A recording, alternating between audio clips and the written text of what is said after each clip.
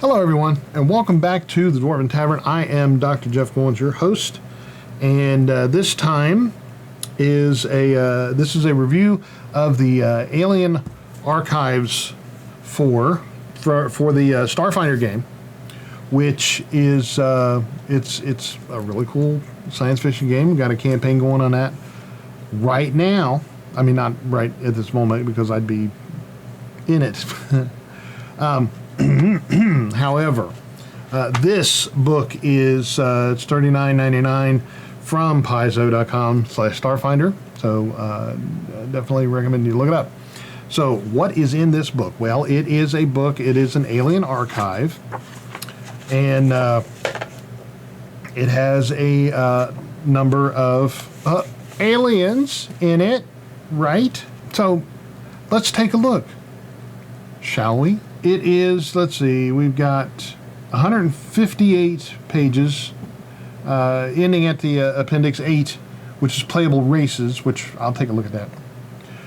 And the appendices, often I have found that the appendices in books are more useful than sometimes the actual main content, which may seem weird, but it's still very cool.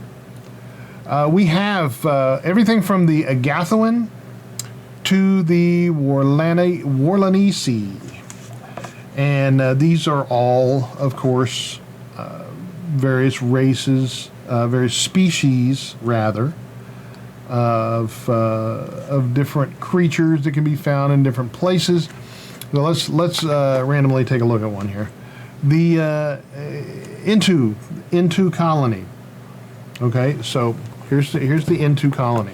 Right, it looks like this guy right here. Looks like a colony creature, like the Portuguese man of war, perhaps, type thing. And then Into colonies begin their life cycle as a collection of minuscule spores.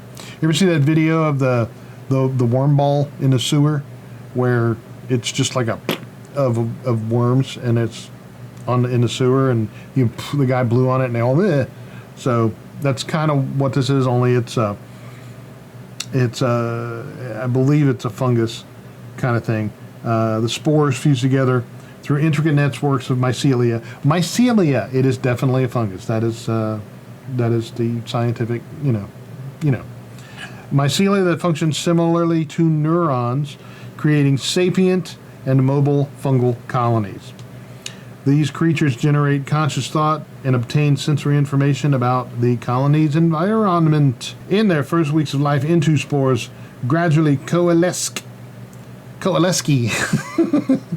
into amorphous pools of opalescent slime and malleable pseudopod-like organs. That could be incredibly cool. That gives me a lot of ideas for adventure hooks, like the Horda in Star Trek, where it was killing people because they were destroying its eggs, right? And they didn't know what it was, and then they got to working with it. So it could go either way. It could kill everybody, TPK, or totally just befriend you and maybe produce something that you can eat, because I love mushrooms in my food, and that might be, you don't want to mention that to one of these guys. Anyway, they're not parasitic. Into colonies feed on emotion and thought. In fact, some seek to consensually merge with other sentient creatures rather than form into full-fledged and independent colonies. Instead of harming their host, an Into fungus's adaptive cells mimic the host's brain and nerve tissue. Their mycelia intertwine with their host's central nervous system, creating new synapses and enhancing sections of the host's brain. Despite inhabiting the host body, the Into fungus retains a separate consciousness which intertwines with its host through shared functional memories and sensory input. That's amazing. That can be all kinds of icky, or it can be all kinds of cool. It's totally up to you. So yeah, that's very cool. And all of the entries in this book are like that. All of the entries, like the epococyte, the gray goo, which nanobots gone rogue, the Hadrigan, the Ingurso, mini-maned one.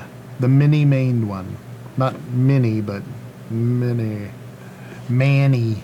It has a pretty good collection of proteans. Very interesting. Very interesting creatures that could be. You can run everything from like a Star Trek type of high sci-fi to something like freaking Alien with horror sci-fi very easily from the contents of this book.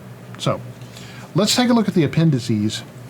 Creature subtype grafts. Many creatures have subtypes that distinguish them from other races within the same broad creature type.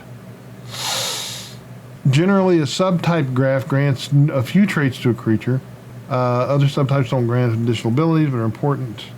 So you can go to page 133 of the Alien Archives, set up grafts.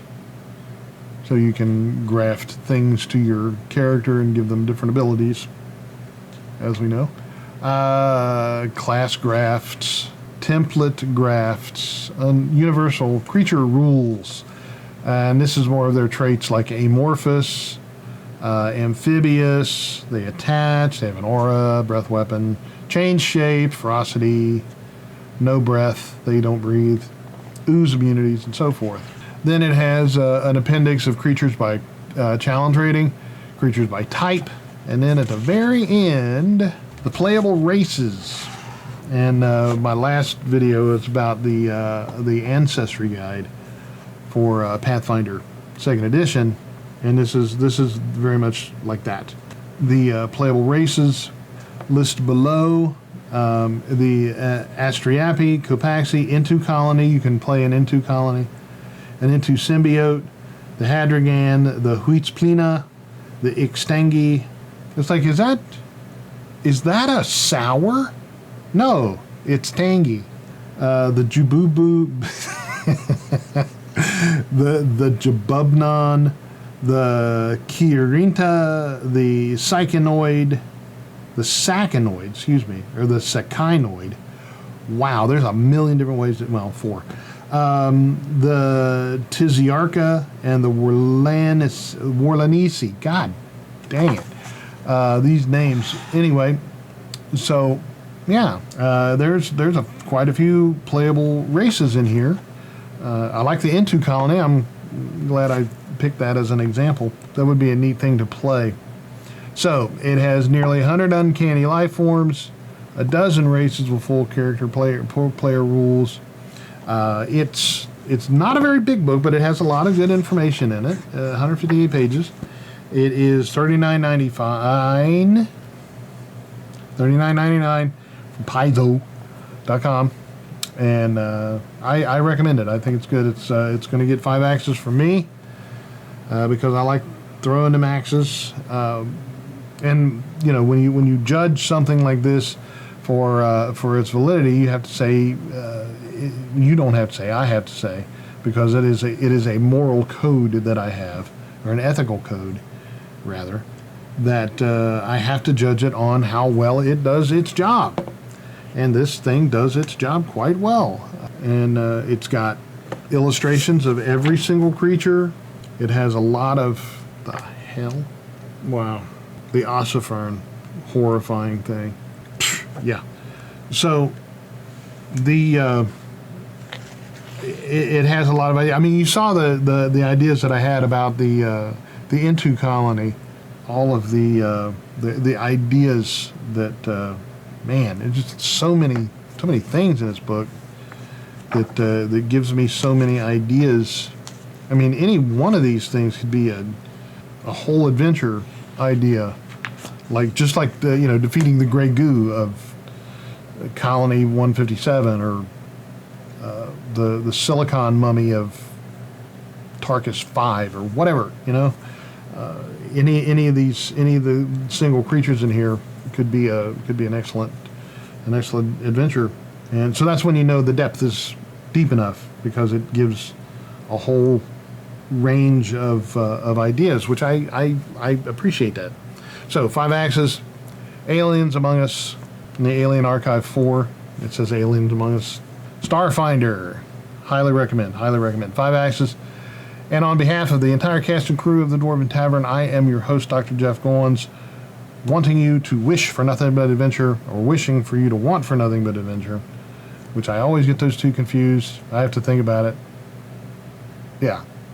And wishing you to want for nothing but adventure. And at first I feared it, then I charged, because that's what I do. Thanks for watching, and we'll see you next time.